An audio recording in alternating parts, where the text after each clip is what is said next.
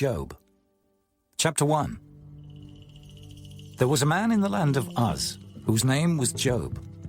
And that man was perfect and upright, and one that feared God and eschewed evil. And there were born unto him 7 sons and 3 daughters. His substance also was 7,000 sheep, and 3,000 camels, and 500 yoke of oxen, and 500 she-asses, and a very great household. So that this man was the greatest of all the men of the east. And his sons went and feasted in their houses, every one his day, and sent and called for their 3 sisters to eat and to drink with them. And it was so, when the days of their feasting were gone about, that Job sent and sanctified them, and rose up early in the morning, and offered burnt offerings according to the number of them all. For Job said, It may be that my sons have sinned and cursed God in their hearts. Thus did Job continually. Now there was a day when the sons of God came to present themselves before the Lord, and Satan came also among them.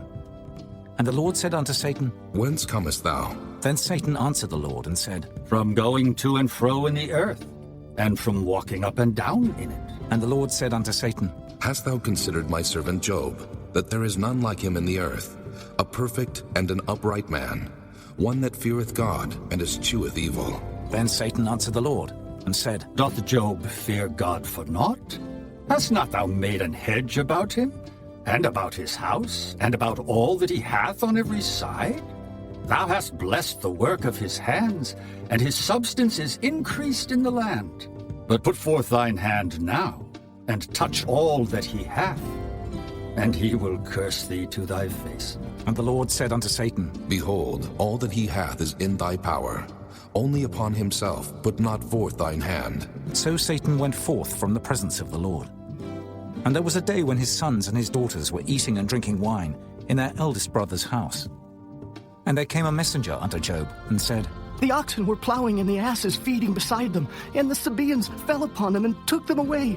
Yea, they have slain the servants with the edge of the sword, and I only am escaped alone to tell thee. While he was yet speaking, there came also another, and said, The fire of God is fallen from heaven, and hath burned up the sheep and the servants, and consumed them.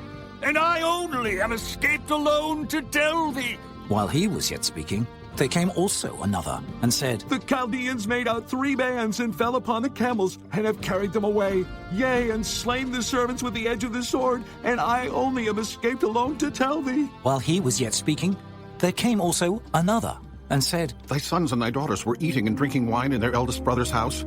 And behold, there came a great wind from the wilderness, and smote the 4 corners of the house, and it fell upon the young men, and they are dead. And I only am escaped alone to tell thee. Then Job arose and rent his mantle, and shaved his head, and fell down upon the ground, and worshipped, and said, Naked came I out of my mother's womb, and naked shall I return thither. The Lord gave, and the Lord hath taken away. Blessed be the name of the Lord. In all this Job sinned not, nor charged God foolishly. Chapter 2. Again there was a day when the sons of God came to present themselves before the Lord. And Satan came also among them to present himself before the Lord.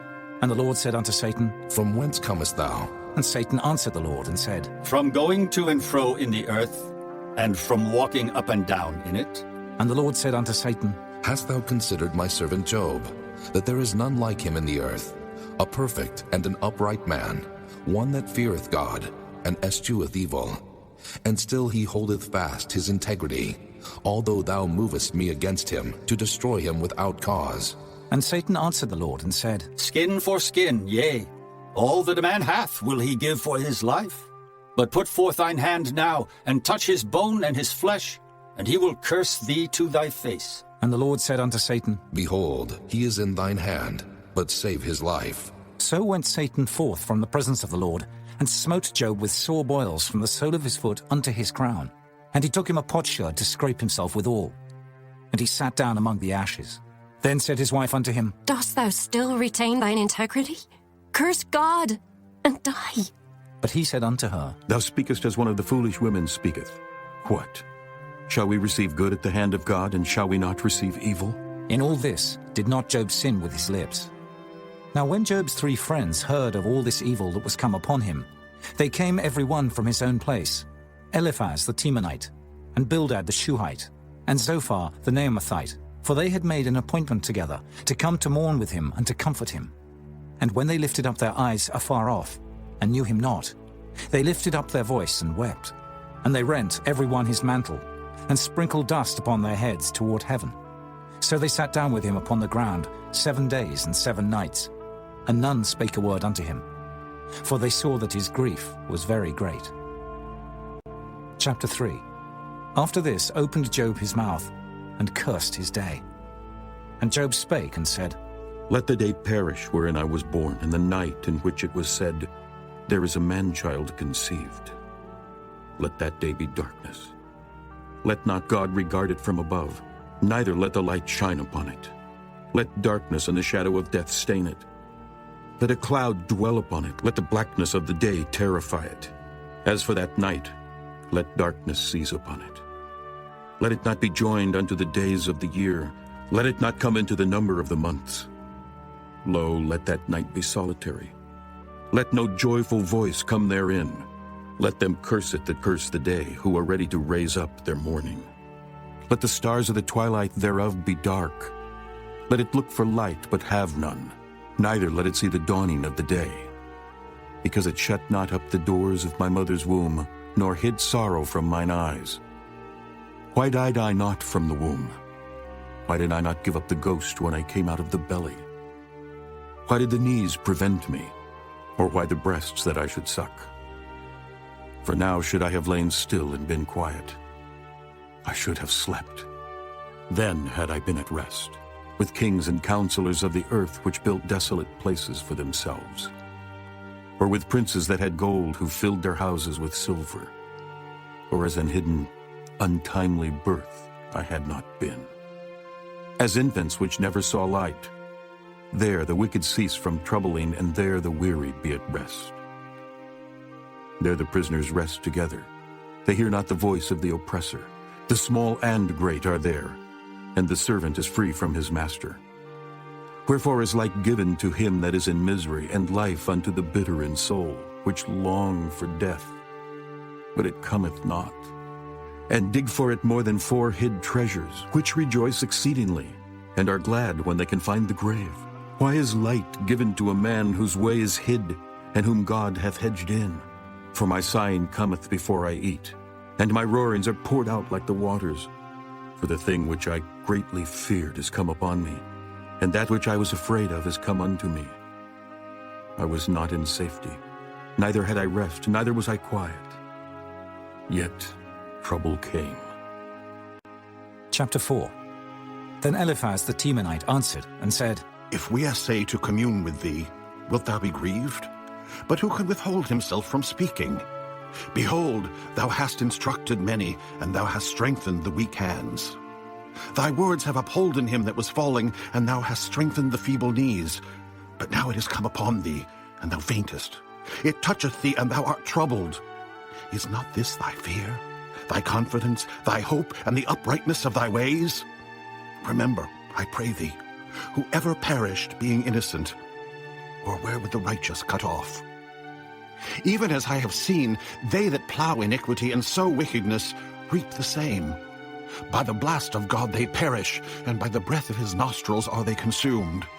The roaring of the lion, and the voice of the fierce lion, and the teeth of the young lions are broken. The old lion perisheth for lack of prey, and the stout lion's whelps are scattered abroad. Now a thing was secretly brought to me, and mine ear received a little thereof. In thoughts from the visions of the night, when deep sleep falleth on men, fear came upon me, and trembling which made all my bones to shake. Then a spirit passed before my face, the hair of my flesh stood up. It stood still, but I could not discern the form thereof. An image was before mine eyes. There was silence, and I heard a voice saying, Shall mortal man be more just than God? Shall a man be more pure than his Maker? Behold, he put no trust in his servants, and his angels he charged with folly. How much less in them that dwell in houses of clay, whose foundation is in the dust, which are crushed before the moth. They are destroyed from morning to evening. They perish forever without any regarding it. Doth not their excellency which is in them go away? They die, even without wisdom. Chapter 5. Call now, if there be any that will answer thee, and to which of the saints wilt thou turn? For wrath killeth the foolish man, and envy slayeth the silly one. I have seen the foolish taking root, but suddenly I cursed his habitation. His children are far from safety, and they are crushed in the gate, neither is there any to deliver them. Whose harvest the hungry eateth up, and taketh it even out of the thorns, and the robber swalloweth up their substance. Although affliction cometh not forth of the dust, neither doth trouble spring out of the ground.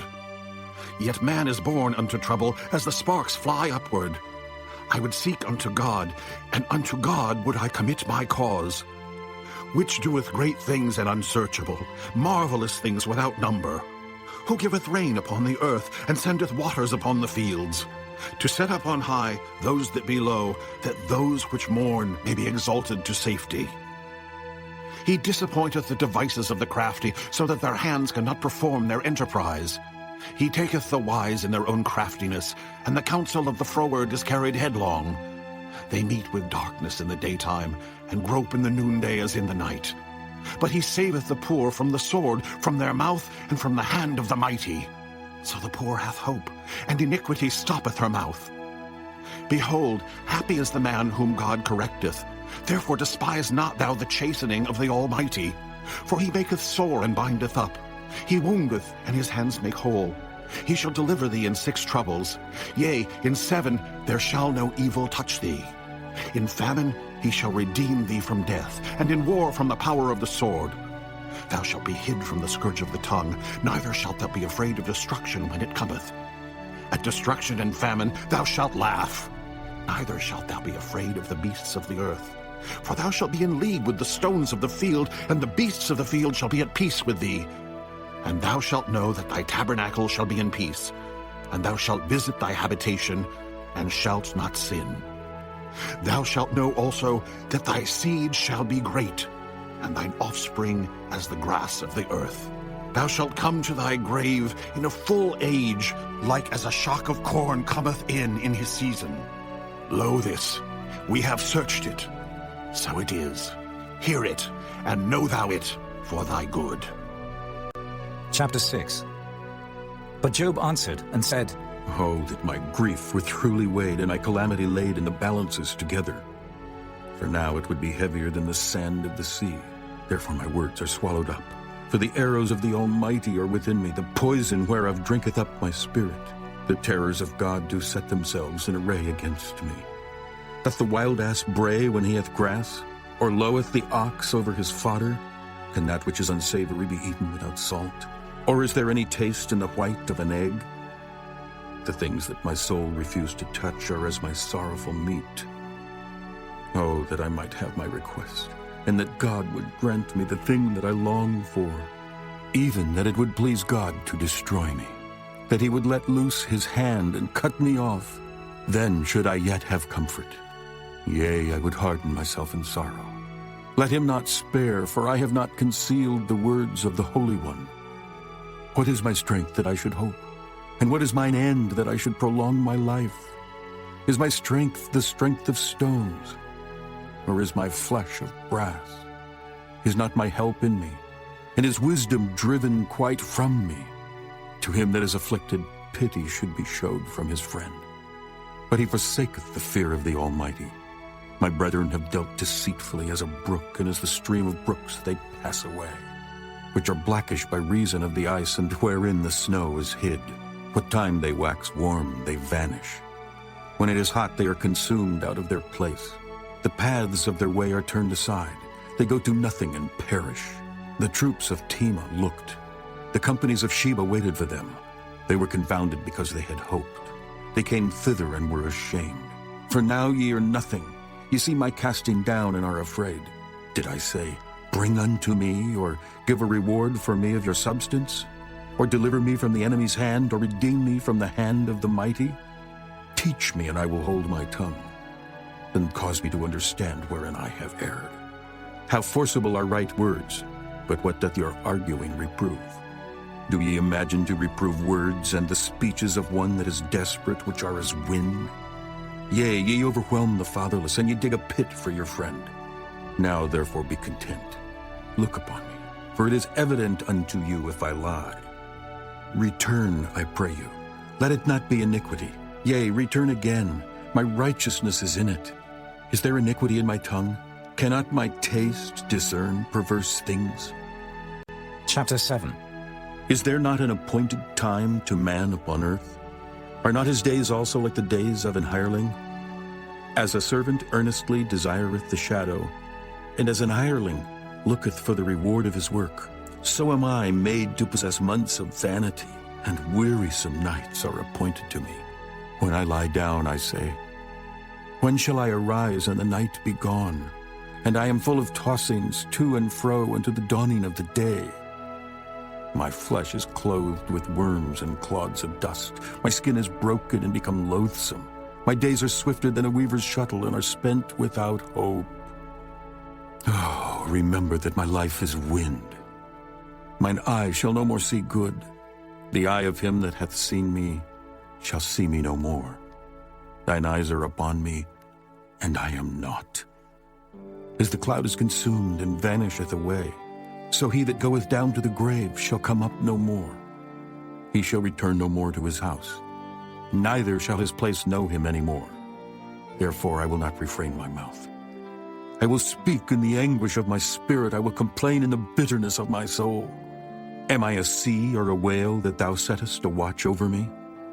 When I say my bed shall comfort me, my couch shall ease my complaint, then thou scarest me with dreams and terrifiest me through visions, so that my soul chooseth strangling and death rather than my life. I loathe it. I would not live alway. Let me alone, for my days are vanity. What is man, that thou shouldest magnify him, and that thou shouldest set thine heart upon him, and that thou shouldest visit him every morning, and try him every moment? How long wilt thou not depart from me, nor let me alone till I swallow down my spittle? I have sinned. What shall I do unto thee, O thou preserver of men? Why hast thou set me as a mark against thee, so that I am a burden to myself? And why dost thou not pardon my transgression, and take away mine iniquity? For now shall I sleep in the dust, and thou shalt seek me in the morning. But I shall not be. Chapter 8. Then answered Bildad the Shuhite, and said, How long wilt thou speak these things? And how long shall the words of thy mouth be like a strong wind? Doth God pervert judgment, or doth the Almighty pervert justice? If thy children have sinned against him, and he have cast them away for their transgression, if thou wouldest seek unto God betimes, and make thy supplication to the Almighty, if thou wert pure and upright, surely now he would awake for thee, and make the habitation of thy righteousness prosperous. Though thy beginning was small, yet thy latter end should greatly increase. For inquire, I pray thee, of the former age, and prepare thyself to the search of their fathers. For we are but of yesterday, and know nothing, because our days upon earth are a shadow. Shall not they teach thee, and tell thee, and utter words out of their heart? Can the rush grow up without mire? Can the flag grow without water? Whilst it is yet in his greenness, and not cut down, it withereth before any other herb. So are the paths of all that forget God, and the hypocrite's hope shall perish, whose hope shall be cut off, and whose trust shall be a spider's web. He shall lean upon his house, but it shall not stand. He shall hold it fast, but it shall not endure. He is green before the sun, and his branch shooteth forth in his garden. His roots are wrapped about the heap, and seeth the place of stones. If he destroy him from his place, then it shall deny him, saying, I have not seen thee. Behold, this is the joy of his way, and out of the earth shall others grow. Behold, God will not cast away a perfect man, neither will he help the evildoers, till he fill thy mouth with laughing and thy lips with rejoicing. They that hate thee shall be clothed with shame, and the dwelling place of the wicked shall come to naught. Chapter 9. Then Job answered and said, I know it is so of a truth, but how should man be just with God? If he will contend with him, he cannot answer him 1 of 1,000. He is wise in heart and mighty in strength, who hath hardened himself against him, and hath prospered, which removeth the mountains, and they know not, which overturneth them in his anger, which shaketh the earth out of her place, and the pillars thereof tremble, which commandeth the sun, and it riseth not, and sealeth up the stars, Which alone spreadeth out the heavens and treadeth upon the waves of the sea? Which maketh Arcturus, Orion, and Pleiades, and the chambers of the south? Which doeth great things past finding out, yea, and wonders without number? Lo, he goeth by me, and I see him not. He passeth on also, but I perceive him not. Behold, he taketh away. Who can hinder him? Who will say unto him, What doest thou? If God will not withdraw his anger, the proud helpers do stoop under him. How much less shall I answer him, and choose out my words to reason with him? Whom, though I were righteous, yet would I not answer, but I would make supplication to my judge. If I had called, and he had answered me, yet would I not believe that he had hearkened unto my voice. For he breaketh me with a tempest, and multiplieth my wounds without cause. He will not suffer me to take my breath, but filleth me with bitterness. If I speak of strength, lo, he is strong. And if of judgment, who shall set me a time to plead? If I justify myself, mine own mouth shall condemn me. If I say I am perfect, it shall also prove me perverse. Though I were perfect, yet would I not know my soul. I would despise my life. This is one thing, therefore I said it. He destroyeth the perfect and the wicked. If the scourge slay suddenly, he will laugh at the trial of the innocent. The earth is given into the hand of the wicked. He covereth the faces of the judges thereof.